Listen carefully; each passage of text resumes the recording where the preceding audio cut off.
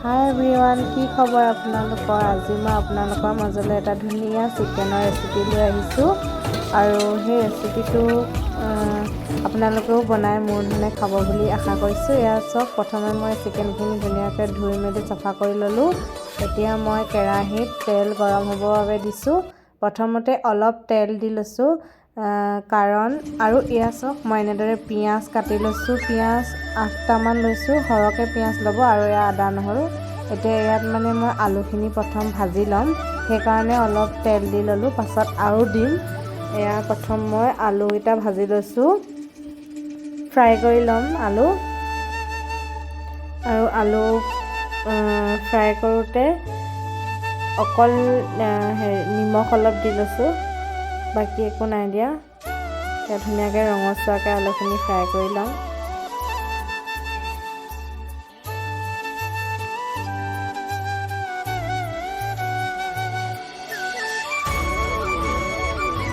মাংস সদায় টাইম লৈ বনাব লাগে, তেতিয়াহে খাবলৈ টেষ্টি হয়। আলুখিনি ধুনীয়াকৈ মই ফ্ৰাই কৰি লৈছোঁ।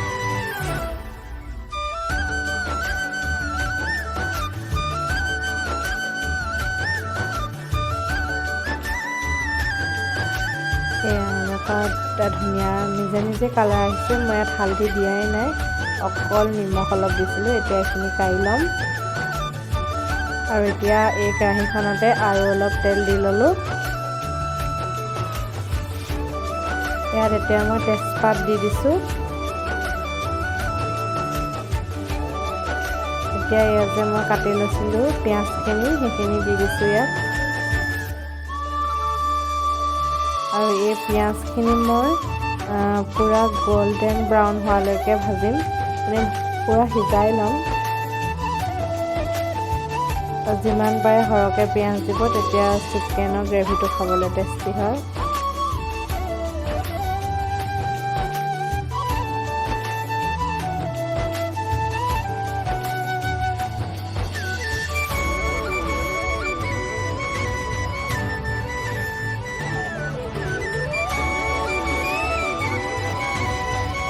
চাওকচোন কিমান ধুনীয়াকৈ ভাজ খাই গৈছে পিঁয়াজখিনি, কালাৰটো কিমান ধুনীয়া আহিছে।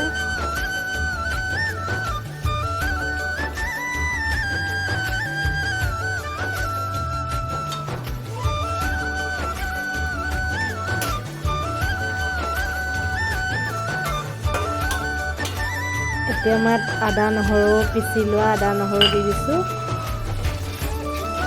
আদা নহৰুখিনি দিয়াৰ পিছত অলপ জ্বলি যোৱা নিচিনা লাগিলে, জ্বলি যোৱা নিচিনা অনুভৱ হ'লে আপোনালোকে ঠাণ্ডা পানী অলপ অলপ দি ল'ব। মই দিছোঁ বাৰু পানী অলপ অলপ, কিন্তু দেখুৱাব থাকি গ'ল সেইটো। এতিয়া ইয়াত হালধি দি দিছোঁ মই আন্দাজ অনুসৰি, নিমখ,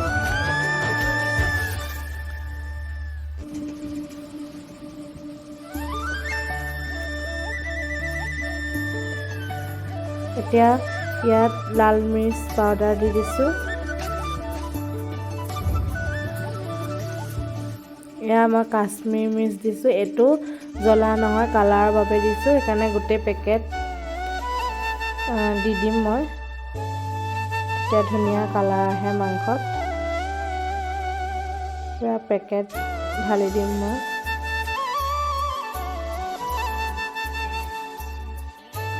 এতিয়া এয়া চাওকচোন মছলা কি ধুনীয়া কালাৰ আহিছে। মই পানী দি দি বহুত সময় ভাজিছোঁ, তেতিয়াহে এনেকুৱা কালাৰ এটা আহিছে।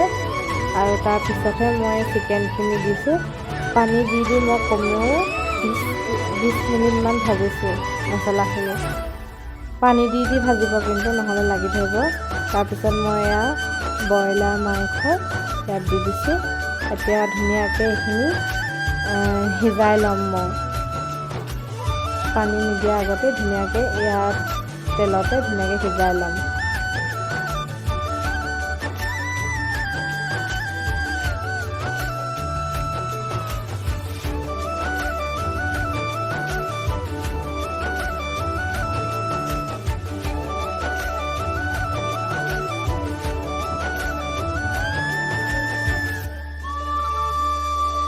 এতিয়া অলপ পানী দি দিছোঁ লাগি নধৰিবৰ বাবে। এয়া বহুত সময় উতলাই লোৱাৰ পিছত মই আলু এড কৰি দিছোঁ ইয়াত। ভিডিঅ'টোত মই শ্বৰ্টকৈ দেখাইছোঁ, কিন্তু বহুত সময় মাংসখিনি ভজা হৈছে। তাৰপিছতহে মই আলু দিছোঁ, কাৰণ আলুখিনি আধা সিজাই লৈছিলোঁ আমি, সেইকাৰণে। এতিয়া এইখিনি অলপ সময় সিজাম। তাৰপিছত ইয়াত এতিয়া মই চিকেন মছলা দি দিছোঁ।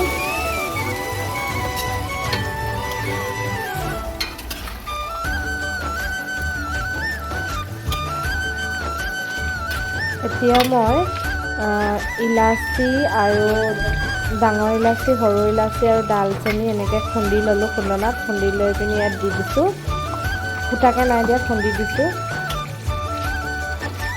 পূৰা গুড়ি কৰি দিয়া নাই, অলপকৈ খুন্দি পিনি দিছোঁ ইয়াত। এইখিনি মাংসখিনি সিজিছে। এইফালে মই বেঙেনাও ফ্ৰাই কৰি আছোঁ। এয়া বেঙেনা ফ্ৰাই কৰি আছোঁ এইফালে। এতিয়া মাংসখিনি সিজিলেই, সেইকাৰণে লাষ্ট এয়া মই পানী দিছোঁ। লাষ্ট বাৰলৈ যিমান জোল খায় ইমান অনুমতে পানী দিব, আমাৰ ইমানেই হ'ব, সেইকাৰণে এয়াই পানী দি এতিয়া উতলাই লৈ এয়া মই হৈ গ'ল মোৰ মাংস ৰেডি। এতিয়া মই লাষ্টত ধনিয়া দি দিছোঁ আৰু এয়া গৰম মছলা অলপ ওপৰেদি ছটিয়াই দিছোঁ, আৰু এয়া মাংস আমাৰ ৰেডি হৈ গ'ল খাব পৰা। আৰু মোৰ ভিডিঅ'টো চাই কেনেকুৱা পালে আপোনালোকে জনাব, আৰু মোৰ দৰে এনেদৰে চিকেন বনাই খাব বুলি আশা কৰিলোঁ। এয়া আজি আমাৰ দুজনৰ বাবে এনেদৰে মই খানাটো ৰেডি কৰিলোঁ। বেঙেনা ফ্ৰাই, পাপৰ, চালাড আৰু চিকেন। Bye bye guys. আপোনালোকে মোৰ ভিডিঅ'টো চাই ভাল পালে like, comment, share and subscribe কৰি দিব। Bye bye.